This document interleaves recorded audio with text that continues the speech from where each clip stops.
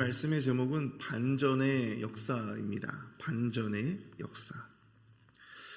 영화나 드라마에서 그 이야기를 구성하는 일련의 사건의 흐름, 구조를 전문 용어로 우리가 플롯이라고 이야기를 하죠. 이 플롯은 어떤 단순한 어떤 사건들의 배열이 아니고요, 독자나 관객이 그 이야기에 더욱더 몰입하게 만들어줄 수 있는 장치를 의미하는데, 여기에 반전이라고 하는 것도 들어가게 됩니다. 에스더서는 전체적인 줄거리가 한 편의 영화 혹은 이 드라마와 같습니다. 에스더서를 읽으면 한 편의 잘 만들어진 이 영화나 드라마를 보는 것 같은데요, 이 연약한 의인이 악인에게 핍박을 받다가 어떠한 사건을 계기로 악인은 벌을 받고 의인은 복을 받는 그런 해피엔딩의 반전까지 그 안에 숨겨져 있죠. 악인 하만에 의해서 유다인들은 진멸할 위기에 놓이게 되었지만 하나님은 그런 그들을 내버려 두지 않으십니다. 하나님이 직접 그들의 역사 가운데 개입하셔서 유다인들의 반전 드라마를 하나님께서 완성시켜 주십니다. 하만은 벌을 받고 결국 죽임을 당하게 되고, 반대로 유다인들은 기쁨의 축제를 벌이게 되죠. 이 놀라운 반전의 드라마를 통해서 우리는 어떠한 영적인 교훈을 얻어야 할까요? 오늘 새벽에는 이 엄청난 반전 드라마를 통해서 하나님께서 우리에게 주시고자 하시는 영적인 메시지를 함께 나누고 우리가 은혜를 나누어 보고자 합니다.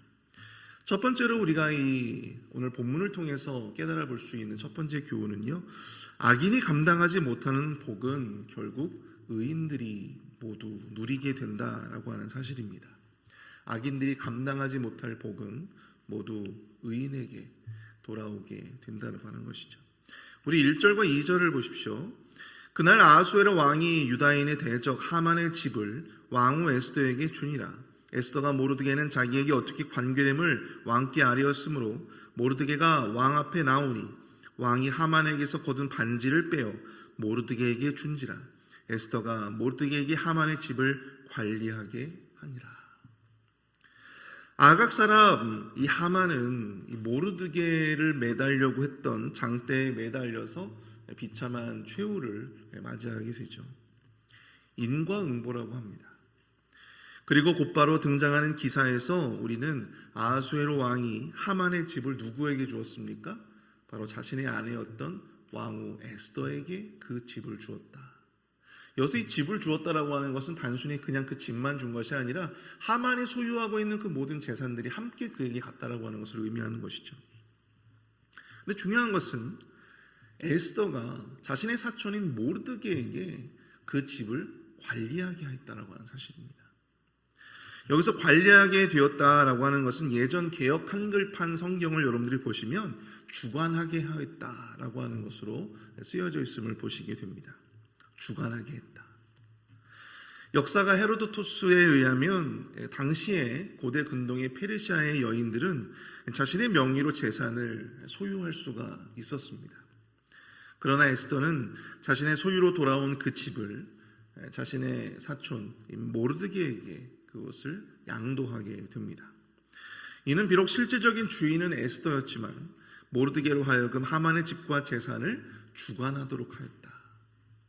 그렇게 우리가 이해를 해볼 수가 있는 것이죠. 페르시아 제국의 2인자이자 1인지하 만인지상의 자리에 있었던 이 총리 되신 하만, 그가 살던 집이면 얼마나 의리의리하고 또 그가 축적한 재산이면 얼마나 그 양이 방대했겠습니까? 또한 그가 그 집과 재산을 모으기 위해서, 그것을 지키기 위해서 얼마나 많은 노력을 기울였을까요?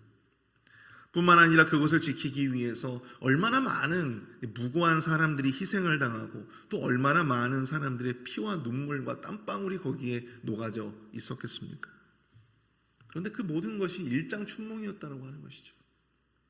하만이 가지고 있었던 그 모든 재산들, 누구에게 갔어요?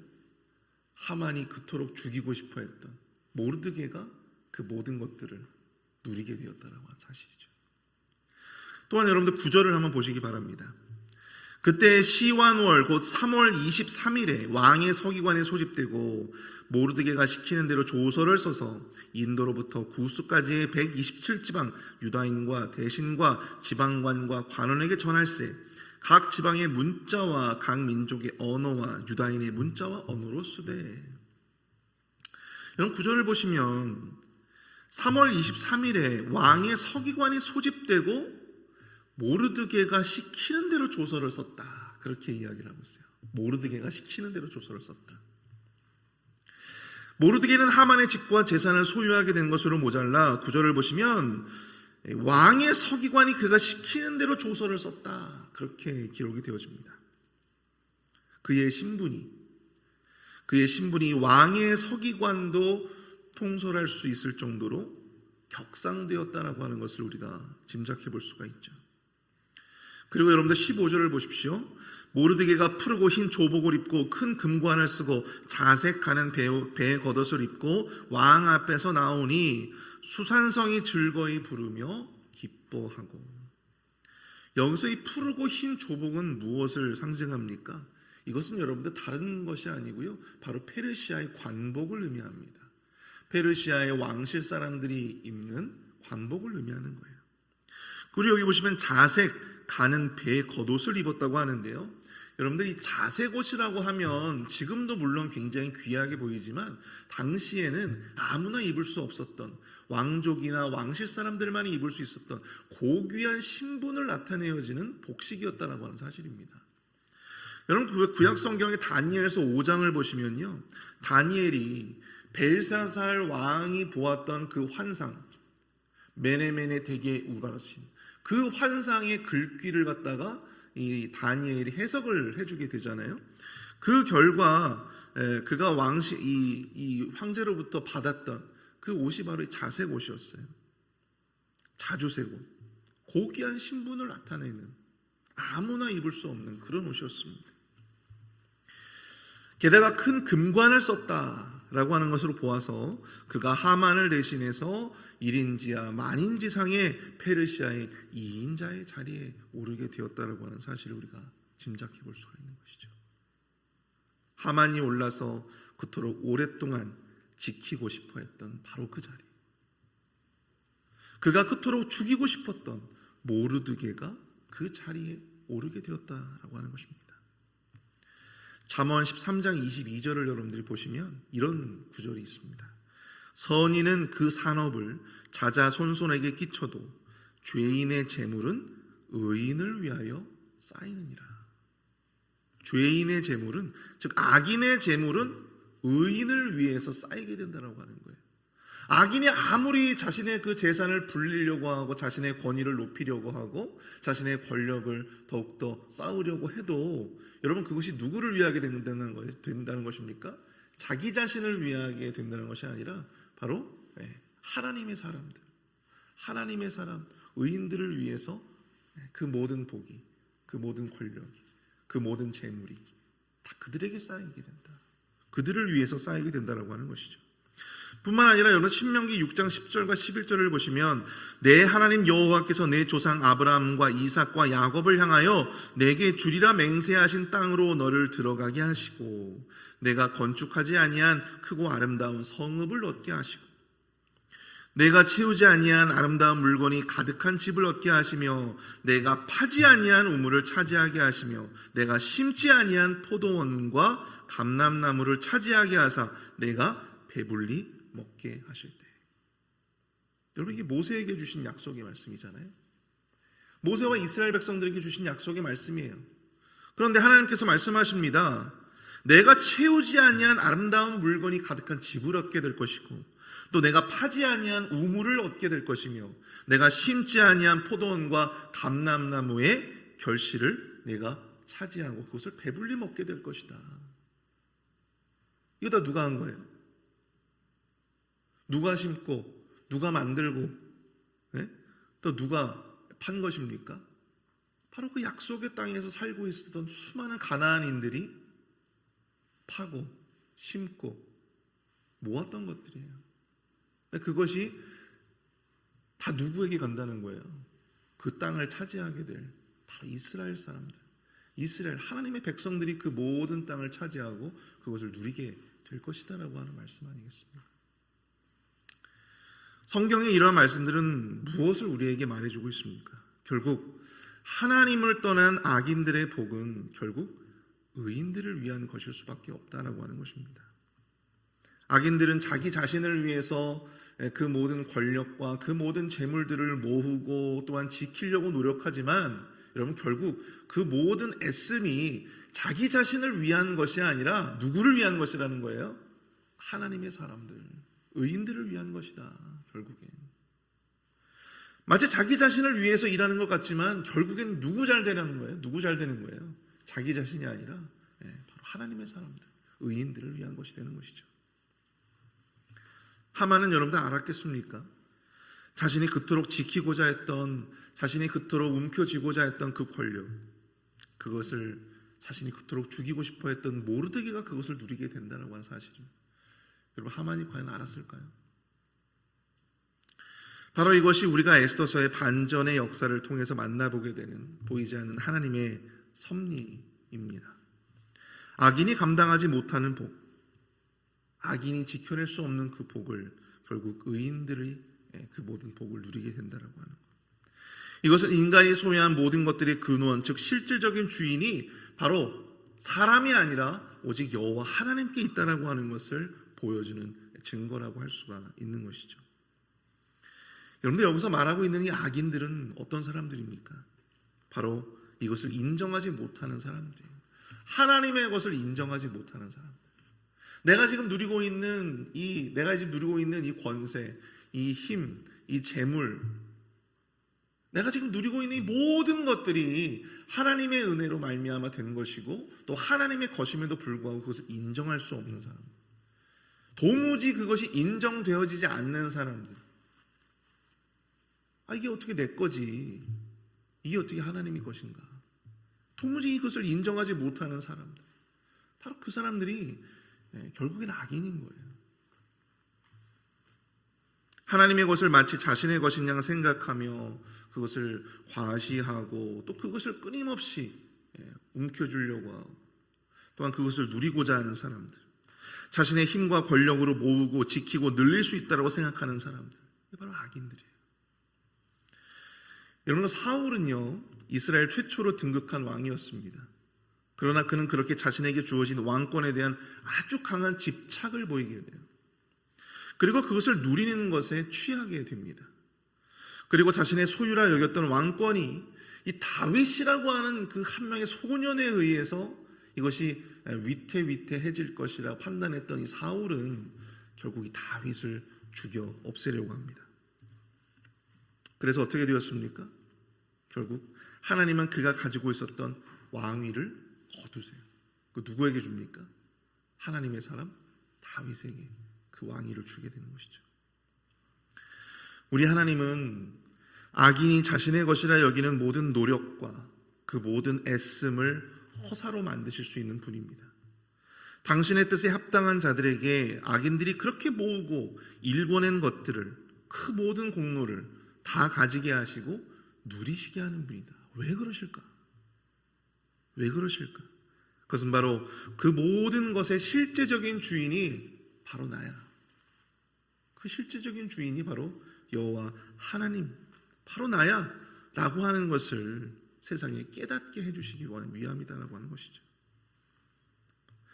오늘 이 에스더서의 말씀에서 이 하만은요 그것을 몰랐던 어리석은 악인이었습니다. 사랑하는 성도 여러분, 하나님의 것을 내 것으로 착각하는 그런 우를 범치 마시기를 바랍니다. 세상에 내 물질, 내 권력, 내 소유, 그것을 지키기 위해 우리가 하는 그 모든 노력들, 그 모든 애씀이 얼마나 부질없는 일이고, 그것이 나를 위한 일이고 내 자녀들을 위한 것이라고 생각을 하지만, 우리는 그렇게 생각하지만 하나님은 그것을 하나님의 사람들, 하나님의 의인들에게 그것을 얼마든지 넘겨주실 수 있고 그것을 누리게 하실 수 있는 분이다라고 하는 사실을 우리는 기억해야 할 것입니다. 그 모든 것이 하나님의 것이고 나는 잠깐 그것을 누리고 있는 것뿐임을 우리가 이 말씀을 통해서 깨닫고, 여러분 그것을 깨닫는 자만이, 그것을 깨닫는 자만이 그 복을 오래오래 누릴 수가 있는 것입니다. 믿으십니까? 믿으세요? 그것을 인정하고 그것을 깨닫는 사람들만이 자신이 가지고 있는 물질, 자신이 가지고 있는 지위, 자신이 가지고 있는 권력, 그것을 누릴 수가 있는 거예요. 누릴 자격이 되는 것입니다. 오늘 두 번째로 우리가 생각해 볼 수 있는 하나님의 섭리, 두 번째는요, 악인의 그릇된 계획은 곧 의인의 기쁨으로 바뀌게 된다라고 하는 사실입니다. 악인의 그릇된 계획은 곧 의인의 기쁨으로 바뀌게 된다.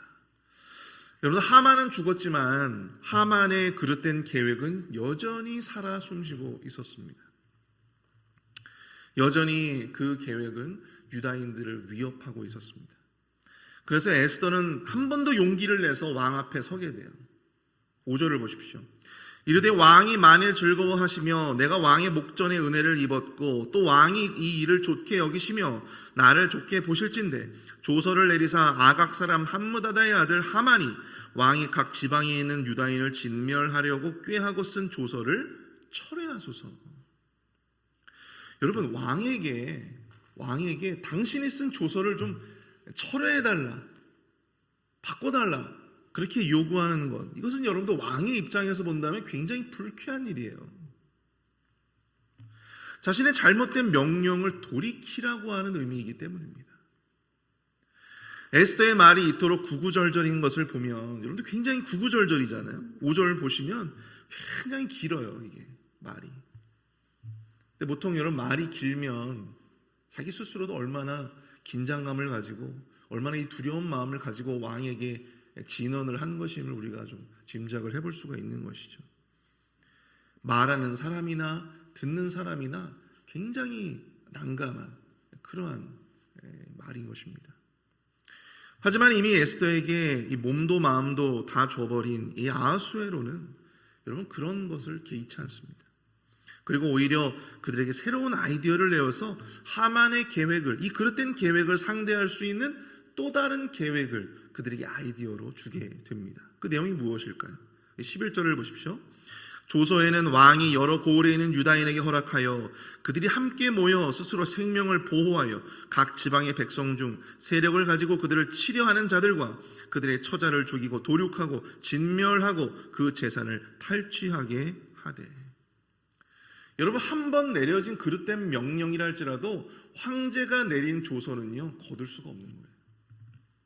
거둘 수가 없었습니다. 황제의 명의로 한 번 내려진 조서는요 바꿀 수가 없는 거예요. 그래서 황제는 어떻게 합니까? 자신이 내린 그 그릇된 명령을 상쇄할 수 있는 또 다른 명령을 내렸어요. 또 다른 명령. 그것이 무엇이었습니까? 하만의 계획대로 유다인들을 죽이려 하는 자들이 있다면, 세력을 형성하여 유다인들을 해하려는 자들이 있다면 그들에게 대항해서 유다인들은 모여서 스스로 자신의 생명을 보호하고 정당 방위로 자신을 해하려는 자들과 그 처자를 죽이고 도륙하고 진멸하고 그들의 재산을 취해도 좋다라고 하는 새로운 조서를 내리게 되었다라고 하는 것입니다. 자신의 아내와 자신의 자식까지 죽임을 당할 수 있는 그 위험천만한 일을 그 누가 도전할 수가 있겠습니까? 페르시아 제국 그 어떤 사람도 그 어떤 세력도 유다인들을 이제 함부로 할 수가 없었어요. 시대가 바뀌었습니다. 유다인은 이미 황후가 되었고 그 황후의 오라비도 유다인이었어요. 그들을 여러분들 함부로 할 수가 없는 것이죠. 여러분 15절, 16절, 17절을 보십시오. 모르드게가 푸르고 흰 조복을 입고 큰 금관을 쓰고 자색 가는 배역 겉옷을 입고 왕 앞에서 나오니 수산성이 즐거이 부르며 기뻐하고 유다인에게는 영광과 즐거움과 기쁨과 존귀함이 있는지라. 왕의 어명이 이르는 각 지방 각 읍에서 유다인들이 즐기고 기뻐하여 잔치를 베풀고 그날을 명절로 삼으니, 불임절이죠. 본토 백성이 유다인을 두려워하여 유다인이 되는 자가 많더라. 모르드게가 큰 금관을 쓰고 관복을 갖추어 입고 나와서 수산성이 즐거이 부르며 기뻐하였다고 합니다. 유다인들 뿐만 아니라 수산성 전체가 이 모르드게의 이 등극을 총리 대신에 등극한 1인지야 만인지상의 자리에 오른 이 모르드게의 등극을 축하해주고 또 모든 백성들이 환호하고 기뻐하는 것이죠. 에스더 3장 1절에서 하만이 이 총리 대신이 된 때를 묘사한 것과는 굉장히 대비되는 모습이에요.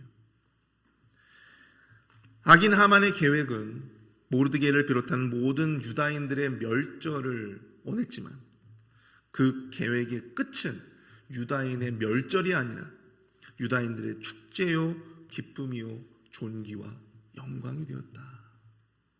뿐만 아니라 유다인들이 두려움의 존재가 되었고 유다인이 되는 자가 많더라. 그렇게 본문은 기록하고 있습니다. 여기서 유다인 되는 자가 많더라라고 하는 구절이 무엇을 의미하는 것일까요? 혹자는 유대교로 개종하는 본토 백성들이 많았다라고 이야기를 하는데요. 사실 그것은 가능성이 희박합니다. 오히려 그것보다는 그동안 유대인임을 밝히지 못했던, 자신이 유대인의 후손임에도 불구하고 이방 땅에서 내가 유대인이요 라고 하는 것을 밝히지 못했던 많은 사람들이 시대가 바뀌니까 이제 당당하게 자신의 유대인임을, 자신이 히브리인임을 밝히게 되었다라고 우리가 보는 것이 더 적절한 것 같습니다. 사랑하는 성도 여러분, 악인의 계획은 무너지게 되어 있습니다. 악인의 계획은요 결코 성공할 수가 없어요. 하나님이 이 악인의 계획을 꺾으시고 또 당신의 선한 계획과 뜻을 여러분들 온전히 이루어 주실 줄을 믿으실 수 있기를 바랍니다. 형들에게 배신당했던 요셉, 애굽으로 노예로 팔려오게 되었지만 여러분 성경을 보시면 하나님은 여전히 그와 함께 하셨고 그가 형통한 자가 되었다라고 성경은 기록하고 있습니다. 악인들의 소원대로, 악인들의 뜻대로, 악인들의 계획대로 되어지도록 내버려 두지 아니하시고 결국 하나님은 요셉과 함께 하시며 그가 결국엔 애굽의 총리 대신의 자리에까지 오르게 되죠. 다니엘도 마찬가지입니다. 다니엘은 비록 포로의 신분이었지만 지혜롭고 당당한 사람이었습니다. 그는 세상 모든 이들이 두려워하는 느부갓네살 황제 앞에서도 그 꿈을 당당하게 해석하며 하나님의 뜻과 계획을 그에게 알려주게 되죠. 이에 느부갓네살 황제가 다니엘에게 어떻게 했습니까? 그 모든 해석을 듣고는 다니엘 앞에 이 황제가 엎드려 절하였고 그가 믿는 하나님을 향해서 너희 하나님은 참으로 모든 신들의 신이요 모든 왕의 주제시로다 그렇게 찬양했다고 합니다. 그를 시기하는 자들이 그를 죽이려고 음모를 꾸며서 그를 사자굴에 가두었음에도 그들의 악한 계획은 결국엔 실패하고 하나님은 결국 그를 사자굴에서도 건져주시고 그를 모함했던 수많은 신하들이 오히려 사자굴에 던져지게 되는 결말을 맞이하게 되죠. 사랑하는 성도 여러분, 하나님은 악인의 계획대로 우리를 내던져 두지 않으심을 여러분들 믿으실 수 있기를 바랍니다. 요셉처럼 다니엘처럼 항상 우리를 지키시고 우리를 향한 그 악인들의 그 모든 간계와 그 모든 계획들을 무력화시키시고 오히려 하나님의 계획을 이루심으로 우리로 하여금 그 기쁨을, 그 악인들이 누려야 하는 그 기쁨을 우리로 하여금 대신 누리게 하시고 그 모든 복을 대신 누리게 하심을 여러분들 기억하실 수 있기를 축복합니다. 그러므로 우리에게 중요한 것은 우리의 계획과 우리의 길을 고집하며 살아갈 것이 아니라 우리가 언제나 하나님 편에 서 있는가, 우리가 언제나 하나님 편에 서 있는가, 그것이 바로 의인의 삶이기 때문이에요. 우리가 하나님의 사람인가, 하나님의 편에 서 있는가, 그것을 늘 점검하시고 또 그것을 온전히 바라보시며 고집하며 살아가는 저와 여러분들이 되실 수 있기를 축복합니다. 이 시간 함께 말씀을 생각하며 우리가 기도하길 원합니다. 나에게 있는 모든 것이 하나님의 것이라 여기며 내가 언제나 하나님의 편에 서 있는가, 그것을 점검하며 내가 누리고 있는 이 모든 것들을 감사함으로 누리게 하여 주시옵소서. 악인들이 득세하는 세상을 바라보며 하나님의 공의가 여전히 살아있음을 믿게 하여 주시고 자신의 뜻이 아닌 하나님의 뜻을 이루어가는 도구로 온전히 내가 쓰임받을 수 있도록 인도해 달라고 이제 함께 기도하며 나아가도록 하겠습니다. 함께 기도합니다.